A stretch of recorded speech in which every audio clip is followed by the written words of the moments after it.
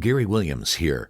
Some friends of mine are making a difference in the community, and one of the ways they're doing that is helping to sponsor this podcast. Petroselli Homes Realty Group is a boutique brokerage service located in downtown Niles. They offer a personal and intentional touch to the home buying and selling market.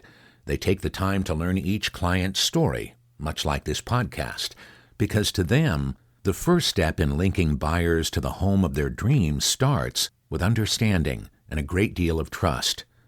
John and Jennifer Petroselli have had the honor of helping countless buyers and sellers make effective real estate decisions to plant their roots, raise their families, expand their wealth, or simply relax and retire. So if what I've described is what you might be looking for in a realtor, I suggest getting in touch with Petroselli Homes on Niles Boulevard in downtown Niles. Now, coming to you straight from Fremont, California, this is the Fremont Podcast, dedicated to telling the stories of the past and present of the people and places of the city of Fremont, one conversation at a time. Now, here's your host, Ricky B. Hello, Fremont. You're listening to episode number 17 of the Fremont Podcast. That's right. We're back once again this week because there is a lot going on in our community. And when I say a lot, what I mean is that there are a lot of religious traditions and practices being observed this time of year. So we've taken the opportunity to talk with different people who are part of these religious communities. In episode 16, I sat down with Dr. Muhammad Rajabali, and we talked about Ramadan and what it means to those who are a part of the Islamic faith. Well, today in episode 17, I get the opportunity to sit down with Rabbi Moshe and his wife Chaya to talk about Passover. Today, on this day that the episode is being aired, it's Passover. And for the next 8 days, those who are a part of the Jewish community or who participate in these Jewish traditions will be observing Passover. So I took the opportunity to sit down with them and talk about the Jewish faith and what Passover is and what it means for our community. So this is an opportunity for you to listen in on this conversation. Believe me, it's one that you're not going to want to pass over. I am so honored to be joined by Rabbi Moshe and Chaya. Great job. Is that it? Yeah, you got it. But call me whatever you'd like. Okay. Well, I will do my best to try to get that. I'll probably have to think about it each time I say it. So, tell me where we are. Like, what is this building? Is it a temple? Is it a church, or what? Where are we? What is this? Okay, so we are here at Chabad. Okay. Chabad, we founded this center here in Fremont a little over 9 years ago. We came here, just Moshe and I, our little baby. She was 5 months old. We had one contact, very little money, and we started just building a community. We're here to serve the community with Jewish resources and experiences that are relevant and fun and enjoyable and accessible. We started in a little house, and then thank God we were able to move to a bigger house. And about a year ago, we closed right here on this building. You got it right. It was a church. Okay. It is now, it functions as a synagogue, a get-together space, just really a community center. Yeah, explain that. What is that? Chabad? What does that mean? Or what is that? Does it mean synagogue, or what does that mean? Mm-hmm. So Chabad is a Hasidic group which focuses on the study of mysticism integrating into our everyday life. Okay, awesome. Well, you've already told us a little bit about your story, so let's talk about that a little bit more. So you guys moved here about 10 years ago, and where did you move from? Where did you grow up, or what was life like before you came here? So I lived in Brooklyn, New York, born and raised, and I spent about 6 years traveling in Europe, studying in different places, and then Chaya and I met in Brooklyn, New York. Chaya's from England, and we met in New York, and then we got married in England, and we lived in New York for about a year after we were married. Okay. And we're like, we really want to move out to a place to be impactful, to have impact on the community. And we were searching around for different neighborhoods, communities, actually worldwide. We were looking into a place in Australia, to a place in Maine. And when we heard about Fremont, it really hit a chord by us because of the neighborhood. It's the Bay Area, it's Silicon Valley, it's up and coming. It's a very suburban neighborhood, so we were really excited to bring up our children in this neighborhood. But also, it's not a middle of nowhere because there's so many wonderful places in Fremont and around Fremont to be able to go to. So that was a very exciting place for us. So out of your search for all these different places, Fremont jumped out at you in this way? Yeah, it's funny because both of us grew up interning at other Chabads, which is something which, like, just a huge amount of leadership is given to young teenagers. I mean, I bought a bus when I was probably 18. Like, just the things we did, right? And it was something that we both wanted. We talked about it when we were dating. It was a dream we both had. And nothing felt right, even though there were places with much more, infrastructure or more beautiful, more this. And it just felt right. It reminded me of the feeling when I met Moshe, that same, like, oh, okay. Like, this is the right thing. It just clicked. We really love it here. That's awesome. That's great. So, Moshe, you are a rabbi. Tell me, what is a rabbi? Like, what does that mean, and what does that title refer to? So rabbi means teacher. Okay. And it's we're all human beings, and we all try growing, and I try sharing what I've learned about Jewish traditions and share that with others here in the community, and better myself and better anyone else that would like to join or learn from. Okay, awesome. Now, I'm pleased that you brought your wife in on this conversation with us, because I think that that's fascinating. I think that when I think of different religions around the world and also around our Fremont community, I think of there's not to sound critical, but there are different opinions as to what the role of women play in the religion and the community and stuff. So explain to me a little bit why, as a rabbi, you were interested in having your wife be a part of this conversation, and what is the dynamic there? So first of all, Chaya is just an incredible force of nature, and everybody knows that here in the city and in the community. And I'm blessed to share our life together with Chaya and our family, and as well as in our work. So we don't just share our family, but we share our work and our passion together as well within working in the community. So we work side by side all the time, day and night. And how can I, share with the community without Chaya being able to be a part of it as well? That's awesome. Moshe, you said that the community knows that she's a force of nature. Absolutely. So what do you do in the community that actually serves the community or helps people know who you are or what you're here to do? Sure. So first of all, as much as we're, rabbis and rebbitzins, teachers and spiritual leaders, we're also entrepreneurs. Chabad does function as a nonprofit. It functions as a business, and it takes a huge amount of creativity and grit and just hustle to. That's what it took to get this started and to keep it going and to constantly be rethinking and reinventing and, how can we push ourselves a little further? That's a big part of my role here. And I also, I direct most of the programming here at Chabad, the children's programming and the summer camp and a lot of the really fun events we do. So it's more like, what don't I do, right? Yeah. That actually grabbed my attention. I think the first time that I became familiar with the Chabad here is through Instagram, and I started seeing different posts that of all the community events that you were doing, and it was fascinating to me. Like, looking at it from the outside, it seems like there is a lot going on, and I can understand why you're all in on this, because it is a big thing. So yeah. Now, I disturbed you. Like, you guys are preparing for Passover, and Passover is how important is Passover to the Jewish tradition? So Passover celebrates the Jewish people's freedom from Egypt, where they were slaves and under really horrific conditions. And they were, thank God, taken out of there through the 10 plagues and the splitting of the sea and their kind, compassionate leader, Moses. And it's celebrated through lots of different types of foods and traditions, storytelling, the family sitting around the table together.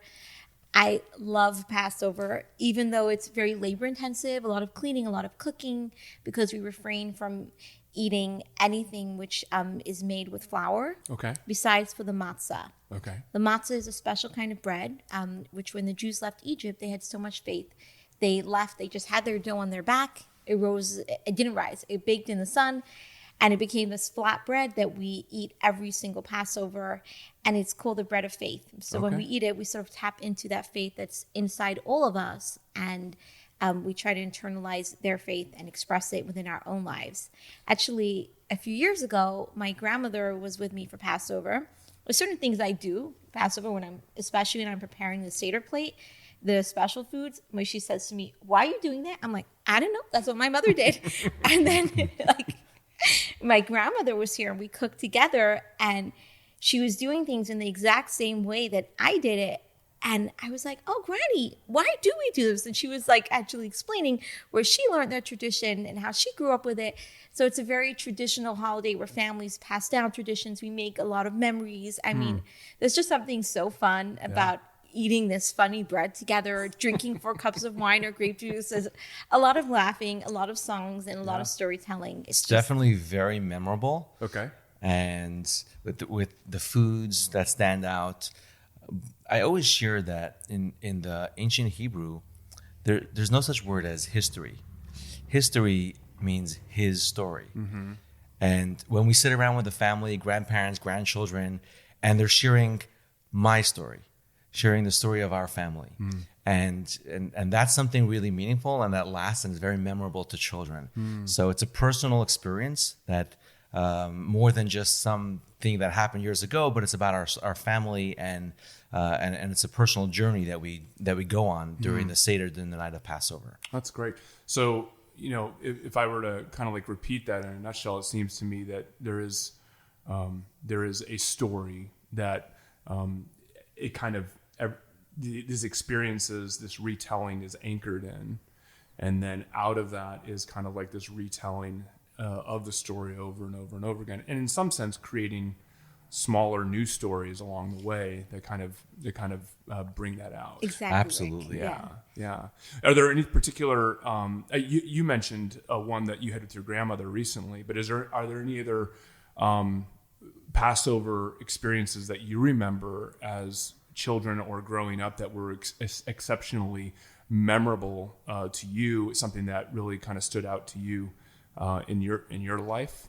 So one that stood out was I was interning at a Chabad in Germany, in Berlin, and there they had a Passover Seder in the Intercontinental where there were over 500 people at the Seder. Wow. And locals and tourists, but it was the location that was super significant, and it was exactly in the place where Hitler made those speeches, and here we have retelling the story with over 500 people experiencing that freedom always prevails. And just to add to that, really, it's all of our story. We really all are, looking for this freedom in our own lives. We always say we sort of have a Pharaoh inside of us. We're all looking for redemption. And this is a time when we celebrate Passover to ask ourselves, what do I need to be redeemed from? And how can I break free from my boundaries that are on me from myself or from the people around me? And it's really just a time of breaking free and working towards reaching our potential. And each step of the Seder and each Passover tradition is really all about that when we look a little bit deeper. Wow. Yeah.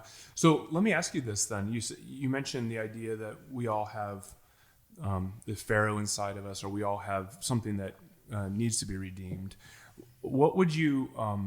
Is this Passover? Let's see. Passover's on Friday. Friday. Friday night. Okay, Friday night. Is it open to just the Jewish community, or is it open to everybody? Because it does seem to me that. It's anchored into the Jewish story, the Jewish tradition. But it seems to me that could be very exclusive in a sense. So is it available? Like, could anybody just show up and come and observe Passover with you, or how does that work? This is the theme is an absolutely universal theme. Everybody has their struggles and challenges, and the word Egypt actually in Hebrew, obviously not today, but the story we're referring to of many years ago, thousands of years ago, in Hebrew, Mitzrayim, which is Egypt, comes from the word Meitzar, which is confinement. And and the Jews leaving Egypt isn't just commemorated of something that happened in the past, but it's something that we try re-experiencing and tapping into on the night of Passover, where we understand and we tell the story that even though one may have challenges or struggles, we always pass over. And we try on the night of Passover to be able to break through those boundaries and not let those boundaries limit us in our lives, whether it's fear, whatever it may be that someone may be going through. So it's absolutely a universal message that I think is super important for all of us to experience. Yeah, and you can get matzah anywhere these days, Safeway, Trader Joe's. I know. I see. I think they have a special. I was at I think Lucky the other day, and they have like a special. I don't know what they call it, like a merchandising object thing that had all the stuff for Passover on it. Right. It was just a bunch of stuff on there. Yeah, that's cool. So you're about ready to observe Passover. Let's just say somebody comes to Passover that is from the community. They're really not. They wouldn't necessarily say that they are a part of the Jewish community, but they do feel drawn to the Jewish community. What is it that you hope that they take away when they go? And I think you kind of mentioned that already a little bit, but just more specifically, if someone were to partake in this, and what is it that you hope comes out of that for them as they engage with you in Passover? So first of all, I hope they have a great time and just enjoy the people and, break some stereotypes maybe. And I think that we hope that for every person who walks through the doors this Friday and every person celebrating Passover at home, in whichever way they're celebrating, just that they feel more connected to other people's plights and feel more empathy for people around them, that they maybe are able to experience some of the freedom we're talking about. And matzah, the bread, is also called the bread of faith. It signifies faith. So hopefully that, as we take those bites and we internalize that, we can just connect to something greater than ourselves on a more real level than the year before. I always say, if you celebrated Passover last year, and maybe this year, take on a little more tradition. If you didn't celebrate it all, just do a little bit more. But I hope that everybody leaves Passover and says, I can do an extra act of goodness and kindness tomorrow. I connected to God. I connected to something bigger than myself. And tomorrow I'm going to be kinder to my neighbor. I'm going to tip my Uber driver a few extra dollars just to pass on that message through the world. We can all become ambassadors of light and goodness and kindness to the people around us. That's great. I did. I'm going to come back to that because I think that's something I want to maybe kind of wrap everything up as we close. But when I was trying to do a little homework before I came, and I just Google searched when is Passover, and it gave me a few days. It didn't just give me like one day. So you're celebrating it on Friday night, which is I think the 15th. I think what Google told me, and I'll take your word over Google's. Rabbi Google. Yeah. But she have competition. I think it says something like the 22nd or the 23rd. So tell me a little bit about that. Do you guys do the meal again each night, or what is that accurate? And what does that celebration look like? So Passover again is about the story that happened. And it was a process for them to leave. So the first night of Passover is commemorating when they actually were leaving Egypt. But then it took time to get to the sea, and then there was the splitting of the sea was on the last day of Passover. So there was the journey, and that's why we celebrate it throughout those 8 days. Okay, that's great. Do you do anything to commemorate those 8 days, or like now, or is it something just the main thing is? The holidays are really wonderful family time. When we talked about the Seder, we do that Friday night and Saturday night. So we have 2 of those. Okay. And then it's really just a holiday. It's a time we spend time with our family. You know, our kids are looking forward to taking trips together. It's really just calendared in family time. Yeah. We have meals together, we celebrate, and we continue to eat the matzah and refrain from eating bread. And it's just a great time. That's awesome. And then the last final days mark the concluding of the holiday, which there's like special family meals the last couple of days. Okay, very good. That's great.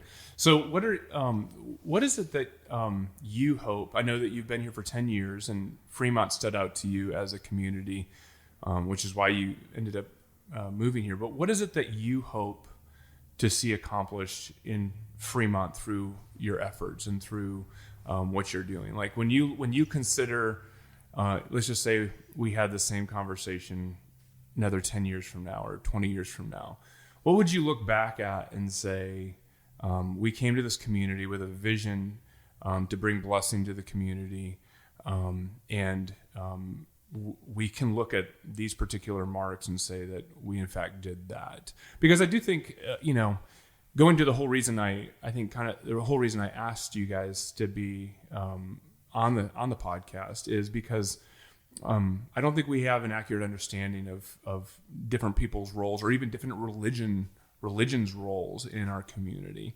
And I think that it's really important for us to have a better understanding of why a religion is here. Why are we doing what we're doing? And so maybe share with me, like, when people see you and they identify you as a rabbi or identify you as part of the Jewish community, what is it that you hope to bring to them that people can say, I'm glad you're here. I'm glad you're doing something good for the community. So what would that success look like to you? So in the context of Passover, there was a really integral part of the Seder that we include and highlight, which are the children. And one of the most important highlight of the Seder are the children asking the 4 questions.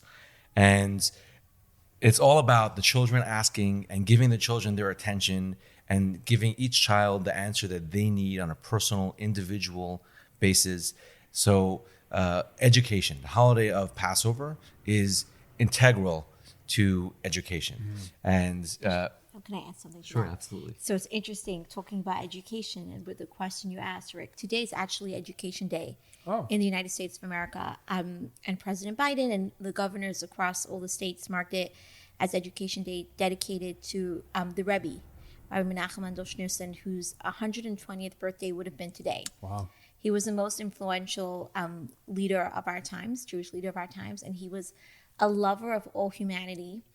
I'm named for his wife. Our son is named for him, and his life and his legacy and his teachings influenced Moshe and I greatly and really made the world a better place. So when I think of our hopes for the future, and I just hope that we can all have a tiny bit of the vision the Rebbe had, to see the world the way the Rebbe saw it, that after the Holocaust, when the Jewish people were just destroyed and broken physically, emotionally, mentally, what we went through, and that he was able to say, no, the world is a garden. The world is Hashem, God's beautiful garden.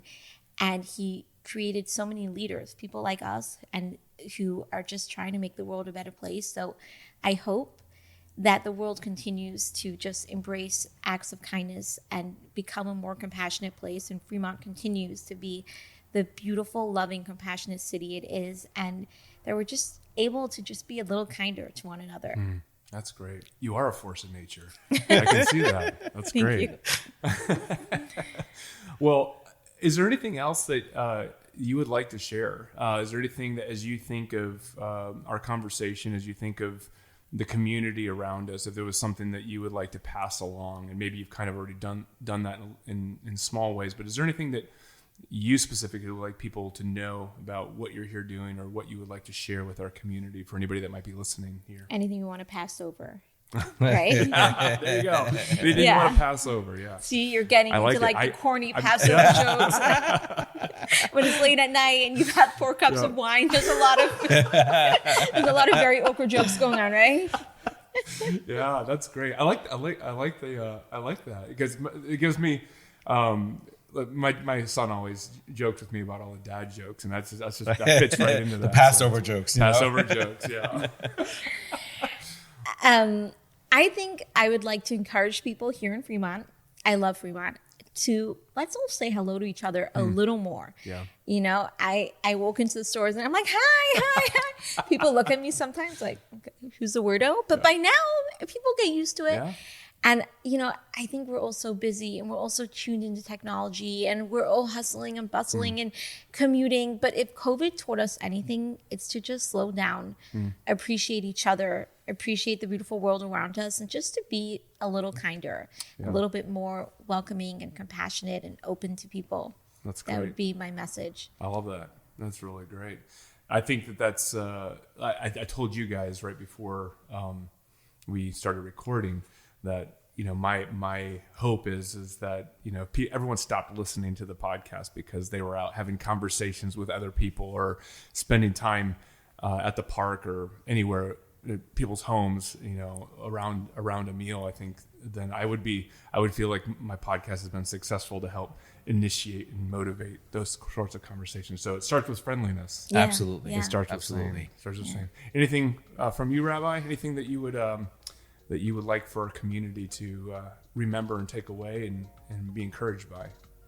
Perhaps to reach out to someone that looks different than you or has different traditions or more religious, less religious looks, whatever they may be, and reach out to them. Or let's say a teenager, a youth, to say something kind to a student who could be going through anything and can use some encouragement. And if you can be their inspiration or a mentor to them, even in any way, saying something kind to them, and that can, who knows how far that can get that teenager. So especially to the youth, to the adults, being able to be there for especially a child or a teenager.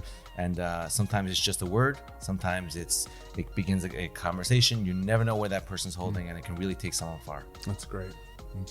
Well, if people were interested in finding out more about you guys, finding out more about what you're doing, what would be the easiest way to connect? We're everywhere. You can find us chabadfremont.com, our Facebook page, our Instagram page. Just any way. You can email us, reach out to us, and we're always here. That's great. Well, thank you guys for your time, and thank you for giving your lives to help make our community a better place. I think it's great. And I hope that I get to see you in the store one day, because if you're waving at me all crazy, I'm going to wave right back. Awesome. Crazy right back. Awesome. And thank you for what you're doing. Yeah. Thank you so much. Yeah, we're big fans, Rick. Take Awesome. care. Thank you guys. Appreciate it. Okay. You've been listening to the Fremont Podcast. Be sure to subscribe wherever it is that you listen so you don't miss an episode. And if you're so inclined, leave a kind review so that others can find the podcast. To stay connected with us, you can find links to our social media and other content at thefremontpodcast.com. This episode was hosted, edited, and produced by Ricky B. Music provided through Soundstripe.com. I'm Gary Williams. Join us next week on the Fremont Podcast. Muggins Media.